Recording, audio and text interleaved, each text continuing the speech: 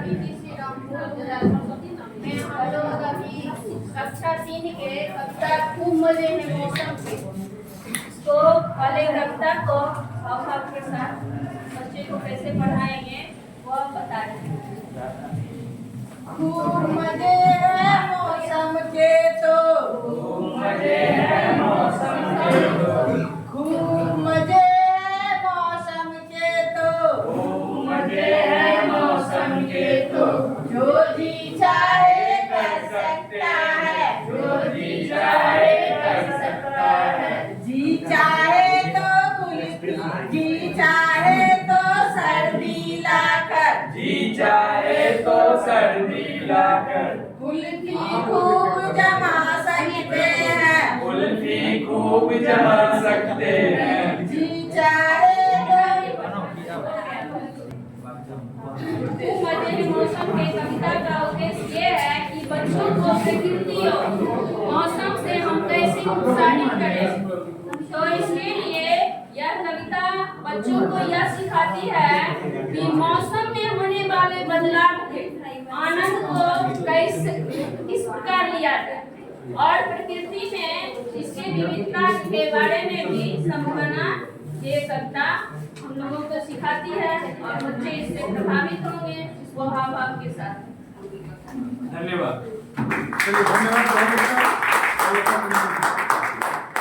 नीतीश कुमार जोशी का प्रतिनिधित्व कर रहा हूँ। मैं आपके सामने आज याद तुम्हारी आती है कविता का प्रस्तुतिकरण करने जा रहा हूँ।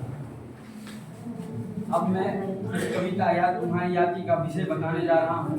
पहले हम बच्चों से पूछेंगे, अब आप 2-3 लाइन में बताएं कि इस कविता का विषय क्या हो सकता है। फिर हम बच्चों को बताएंगे इस कविता याद तुम्हारी यादी में प्रकृति के हर सुंदर रूप, सुबह की चिड़ियों का चहचहाना, खिले हुए फूल, बारिश का मौसम, हरियाली और ठंडी हवा को देखकर हमें ईश्वर की याद आती है। अब सर प्रस्तुत कविता में कवि राम नरेश त्रिपाठी जी इसमें जो है प्रकृति का वर्णन करते हुए बोल रहे हैं कि जिस प्रकार सुबह में चिड़िया चहचहाहट से हमें उठाती है और फूल जो जिस प्रकार दरवाजा खुलता है उसी प्रकार फूल जो है सुबह में खिलता है और जो है इसी प्रकार जो है जिस तरह बारिश होती है और बारिश होने के बाद जो है बादल गरजती है और पानी की बूंदें छम-छम करके धरती पे गिरती है, तभी जाकर के हरियाली होता है पृथ्वी। तो इस कविता के माध्यम से ये कहना चाहते हैं और अपनी जो है प्रकृति को याद कर रहे हैं और उनकी सुंदर चित्रण और वर्णन कर रहे हैं। इस कविता का नाम है याद तुम्हारी आती है। कविता की विशेषताएं हैं सरल और भावपूर्ण भाषा, दूसरा पॉइंट है प्रकृति प्रेम से भरी पंक्ति, तीसरा पॉइंट है ईश्वर के प्रति कृतज्ञता और चौथा पॉइंट है सुंदर कल्पनाएं। याद तुम्हारी आती कविता से संदेश मिलता है। प्रकृति ईश्वर की सबसे सुंदर देन है, उसे देखकर मन शांत होता है और ईश्वर के प्रति प्रेम और कृतज्ञता का भाव जागृत होता है।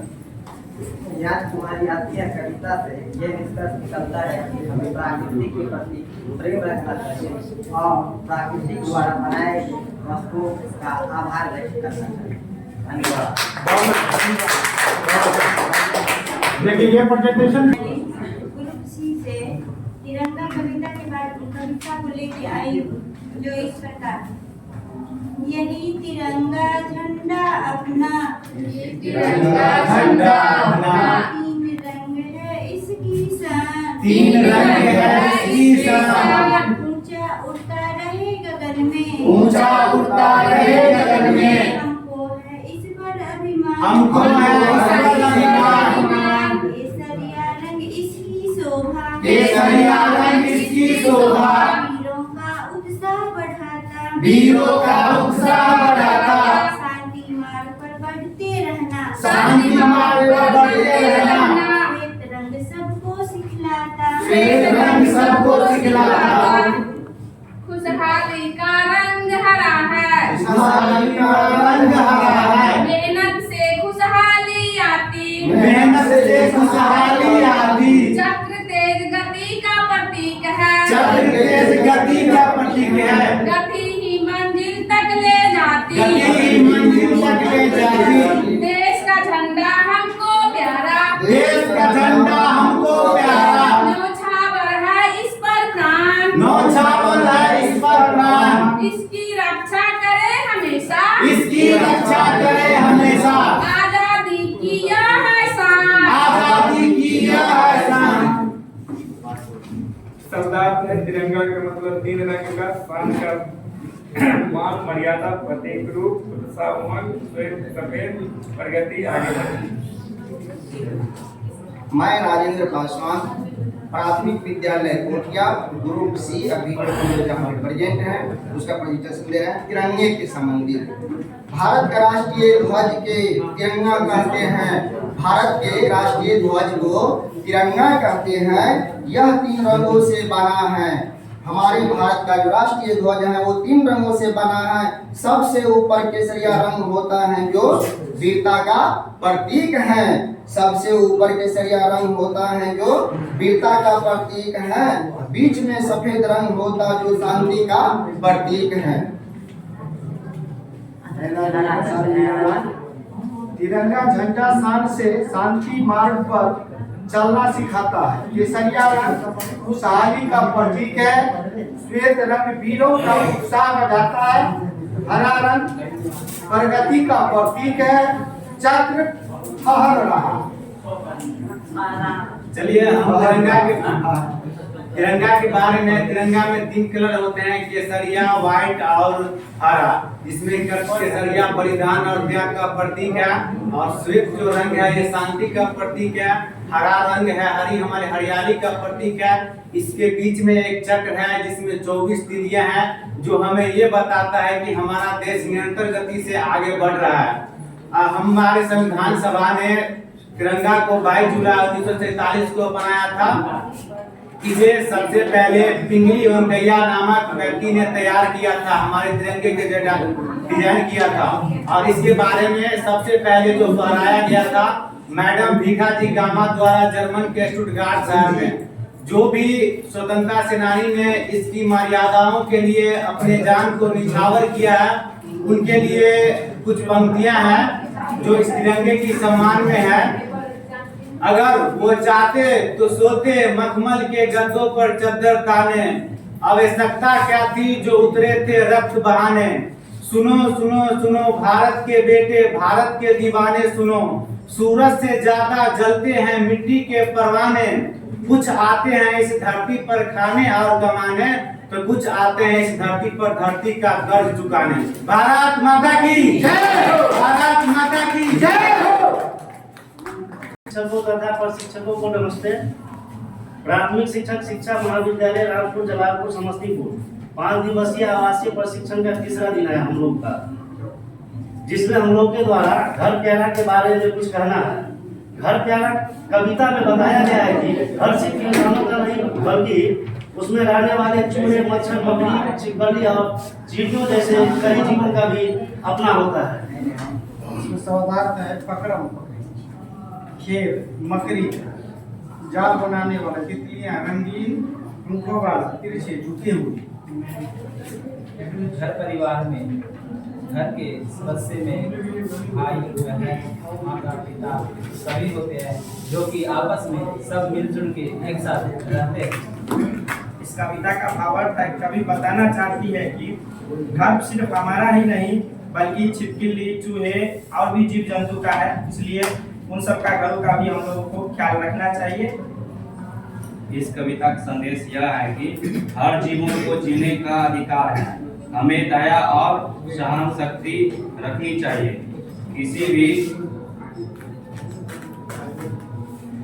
किसी को बेवजह से परेशान नहीं करना चाहिए। अरे मंदिर के समान है, इनमें किसी सभी जीवों की रक्षा होती है, इसीलिए कवि ने घर को घर का ही कविता में पाठ उसका हो गया सर।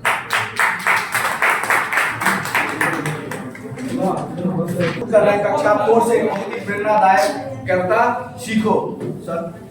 सीखो पाठ शीर्षक का कवि है श्रीधर पाठक। एक कविता है, फूलों से नित्य हंसना सीखो, मोरों से नित्य गाना, तरों की झुकी डालियों से सीखो शीश झुकाना, सूरज की किरणों से सीखो जगना और जगाना, लता और पेड़ों से सीखो सबको बनाना, दीपक से सीखो जितना हो सके अंधेरा करना, पृथ्वी से सीखो प्राणी को सच्ची सेवा करना, जलधारा से सीखो आगे जीवन पथ से बढ़ना, और धुएं से सीखो हृदय ऊंचे बढ़े चलना। इसमें कुछ पर्यायवाची शब्द मिले हैं, जैसे फूल, इसका होता है सुमन, पुष्प, प्रसून, तरु, पेड़, वृक्ष, वट, शीश, सिर, मस्तक, माथा। और कुछ विलोम शब्द हैं, इसका है अंधेरा का उजाला, पृथ्वी का आसमान, ऊंचा का नीचा। इस कविता का भावार्थ ये है, कवि ये कहना चाहता है कि फुलवारी कविता कवि मन प्रकृति और प्रकृति के माध्यम से ईश्वर के प्रति प्रेम और कृतज्ञता व्यक्त करना।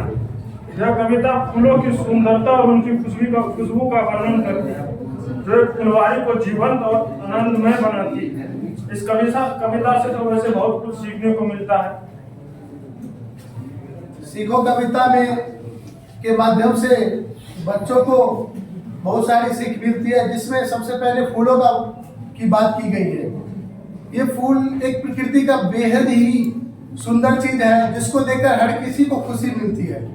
इसके माध्यम से बच्चे को यह सीख मिलती है कि जिस प्रकार फूल कांटों के बीच रहकर हमेशा दूसरे को मुस्कुराहट लाते हैं, उसी प्रकार हमें भी अपने जीवन में कष्ट को देखकर अपने मुस्कान को नहीं छोड़ना चाहिए और कांच को करने से हटना नहीं चाहिए। दूसरी बात चर्चा इसमें दीपक की गई है, तो दीपक भी हमें यही सिखाती है कि अगर कुछ कष्ट भी होता है तो बगल में हमें अज्ञानता को दूर करने का प्रयास करना चाहिए अगर आस पड़ोस में। उसके बाद नदी की चर्चा हो रही है, तो नदी भी अपने आप में एक मिसाल है और यह बताती है कि हमें जो है प्रगति के पथ पर निरंतर चलते रहना चाहिए। और चौथी चर्चा हो गई सूरज का। तो सूरज जो है, जैसा कि हम लोग जानते हैं कि इस ब्रह्मांड में जितना भी ऊर्जावान वस्तु है, सब में सूरज का ही ऊर्जा है। तो सूरज हमें यह सिखाती है कि जिस प्रकार वो जल के सभी को ऊर्जा देती है और खुद जगा हुआ रहता है और दूसरे को जगाने का प्रयास करता है कि जग जाओ, हम तो जगे हैं, इसी प्रकार हमें भी बच्चों को या अगल बगल में जो भी अज्ञानी लोग हैं उसको यह सिखाना चाहिए कि आप भी जो है ज्ञान की पथ पर चलते रहिए और ज्ञान सीखने का प्रयास कीजिए। और हम लोगों का भी यह कर्तव्य है कि अगर अगल बगल में कोई अज्ञानी है तो उसे ज्ञान देने का प्रयास करें, उसे समझाने का प्रयास करें, ताकि यह धरा जो है और सुंदर हो जाए। पीटी कॉलेज रामपुर जलालपुर में 5 दिवसीय अंतर्गत के अंतर्गत ये आज दूसरा दिन है और आज हम लोग प्रस्तुत कविता मेरा गांव, जो कोपर भाग एक और कक्षा 3 से लिया गया है। प्रस्तुत कविता मेरा गांव, इसमें गांव के बारे में बताया गया है।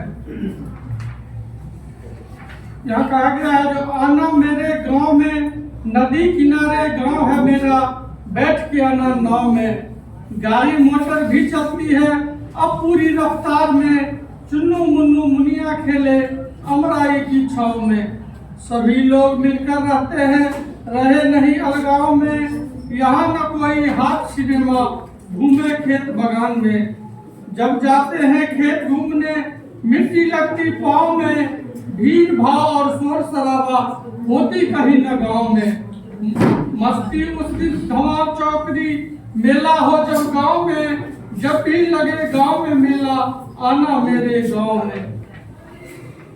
प्रस्तुत पाठ मेरा गांव कोपल कक्षा 3 की है। इस पाठ को पढ़ाने से पूर्व बच्चों से उसके गांव एवं अगल बगल के गांव के बारे में बताएंगे, साथ ही साथ शहर के बारे में बताएंगे।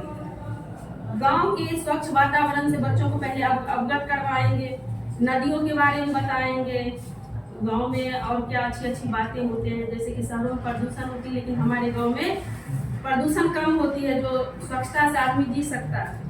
उसके बाद बच्चों को कविता करवाएंगे, जैसे कि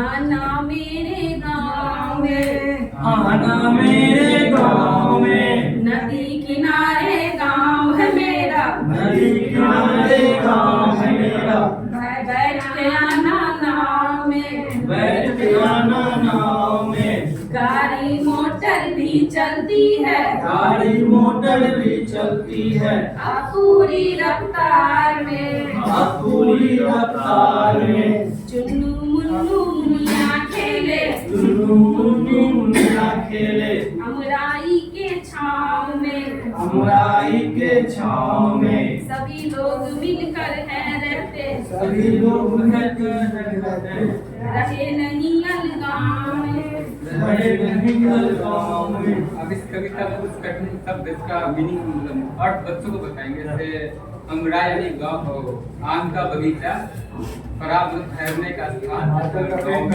गाँव के बाहर जाकर बताइए। तो अलगाव मतलब अलग होना, और एक धमा टोपी मतलब धूम मचाना। यह मेले में होता है जो गाँव में बताया गया पाठ। मेरे गांव पाठ में कुछ महत्वपूर्ण प्रश्न है, जैसे गांव कहाँ है, तो नदी किनारे है, गांव कैसे गांव आना है, तो नाव पे बैठ के आना है, और इसमें कुछ पर्यायवाची शब्द है, जैसे पाँव का अर्थ क्या होता है, पैर होता है, बगान का अर्थ क्या होता है, बगीचा होता है, छाँव का क्या होता है, छाया, पड़ाव का क्या होता है, खड़ा।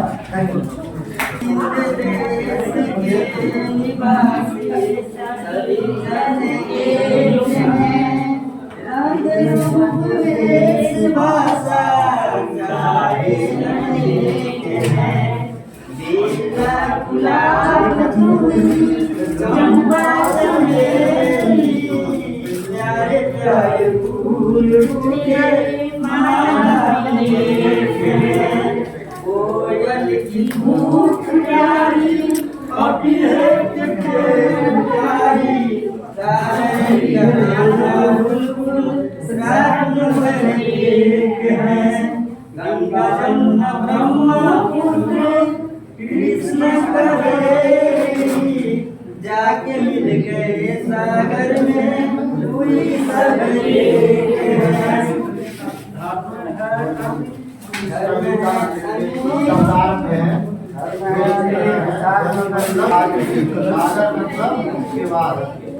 मतलब रास्ता, निराला मतलब अनोखा, मंदिर मतलब लक्ष्य।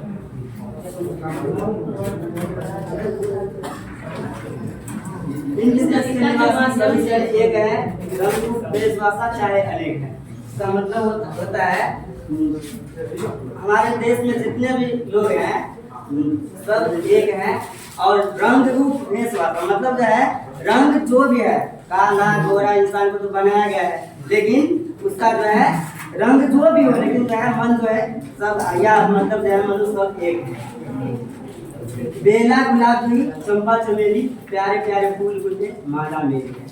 मतलब फूल कितने भी हो, कितने प्रकार के भी हो, लेकिन माला को बनाया जाता है तो माला एक हो जाते हैं। कोयल की कूक नहीं, बकरी की ढेर प्यारी।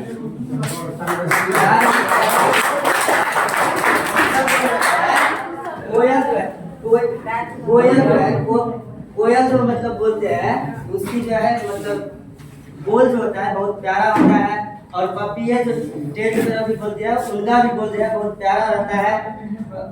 और गा रहे तराना बुलबुल भी गाते हैं, उनका भी जो है सब अपने अपने धुन में गाते हैं, लेकिन राग जो है उनका सब एक